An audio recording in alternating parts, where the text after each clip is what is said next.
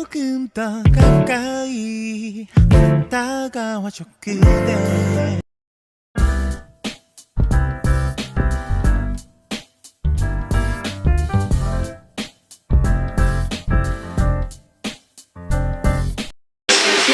And stand up. Heel. Ayan guys. So si Papa nag-exercise niyan. Healthify me. And ako naman, screenshots and see Chloe team for the butt and legs. Let's go! And bottle. Now, screenshots for me is plank twist naman.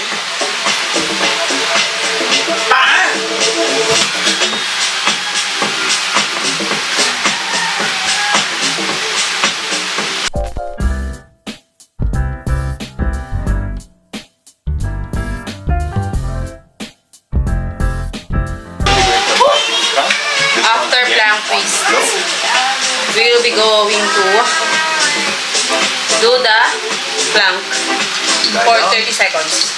Knee to your Let's elbow. go. One side to another. While Papa Once is again, doing, 45 seconds on my ayan, go. Russian twist, 3, go. 2.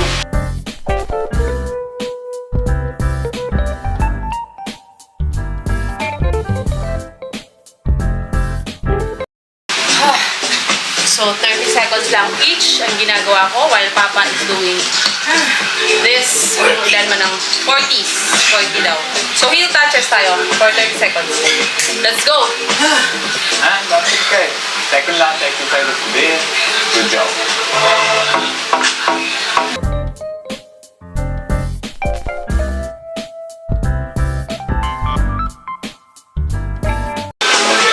Sarap! Then, Papa is doing the planking naman. Ako naman. Then ako sa heel touches. So, the next one we have this oblique crunches. So, hindi ko na pinakita sa inyo yung kay Chloe King. Maybe next time. So, let's try this oblique crunches for 15 seconds each side.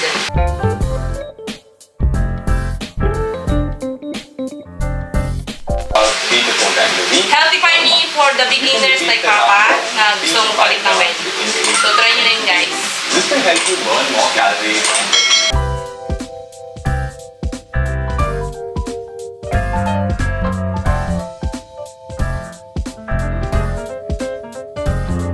Kaya, kailangan, ano lang muna, beginners muna, dahan-dahan lang. Kailangan nyo muna ng slowly, but alam nyo yun, maganda yung progress. So ako, lumaki na naman yung braso ko, so I need to exercise it. Siguro mga 3 days to 4 days or 5 days ako nag-stop, guys. So, eto na naman tayo. Back to zero na naman. So, kasama ko na si Papa, sabay kami, nagda-diet and nag-exercise na. And let's see kung may pagbabago. So, I will be doing next is the Russian twists. I will show you guys. Sana nakikita ninyo. Let's do this for 30 seconds.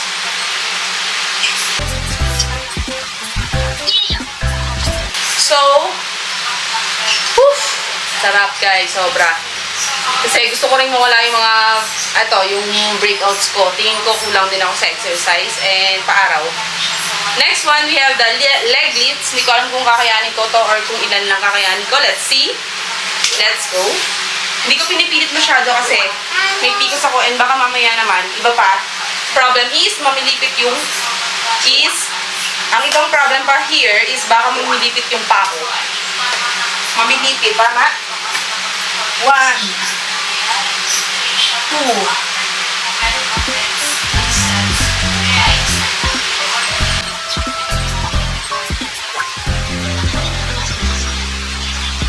so, ayoko nang pilin guys. 10 lang kaya ko.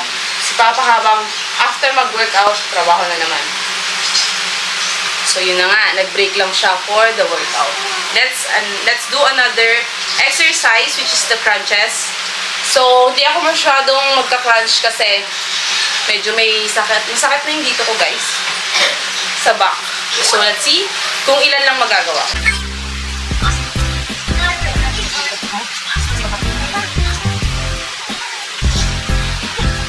Nagawa ko siya 15 counts lang guys. So yun. That's it. So, sana nag-enjoy kayo for watching this. And of course, magkaroon kayo ng idea or ma-challenge nyo na rin sarili nyo, no? For the couple like us, Papa. And of course, this is for us na kasi nasa 30s na tayo, lalo sa mga 30s like us, na kailangan nating mag-exercise and healthy diet. And of course, kahit pa paano, no, iwasan yung mga bawal. Iwasan na yung konti sa mga bawal. And of course, guys, let's do this together! Thank you everyone for watching. See you again next time. Bye! Hi guys! So today, hi everyone! So today, nakita nyo ba yan yung kalat dito sa kwarto? Yan. Kung makikita ninyo guys, ang gulo ng bahay. Pero eto, hindi ko na magagawan muna ng paraan yan. Ang uunahin kong project ngayon is this one. Here. Etong part na to. Ayan, gagawin natin dito. Hiningal agad ako. So, gagawin natin dito, guys, is gagawin ko muna is wallpaper. Tatanggalin ko to, sisinsilin ko, and then wawalisin ko siya. So, nandito yung paninisil ko. Ito. So, ito yung paninisil ko, guys, para matanggal yung mga, parang mga ganyan, no, yung mga, ito. Like this one. Okay lang to kahit mahuhulog siguro kasi papagpagin ko na lang, wawalisin ko na lang din. So, ito guys, tatanggalin ko to para pantay siya. At nahihirapan kasi ako guys, tumingin. Alam niyo yun? Nakaka-depress tignan kapag may mga kalat-kalat dito sa kwarto. Kaya, ang gagawin natin dito, papagandahin natin siya. So, hala, hindi nga pwedeng pabayaan. Kasi no! malalagyan yung converge namin. Ako po. Papagalitan ako dito. Wait. So, nilagay ko muna siya. Takpan ko na lang siguro muna to. Yan recording.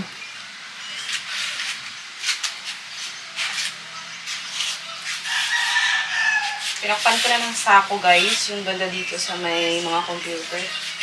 Kasi hirap. So, makikita ninyo yung struggle.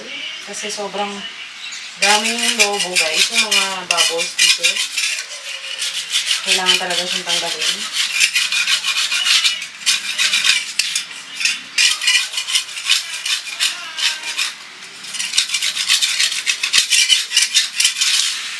Yung mga lobo lang, no? Kasi papantay naman yun.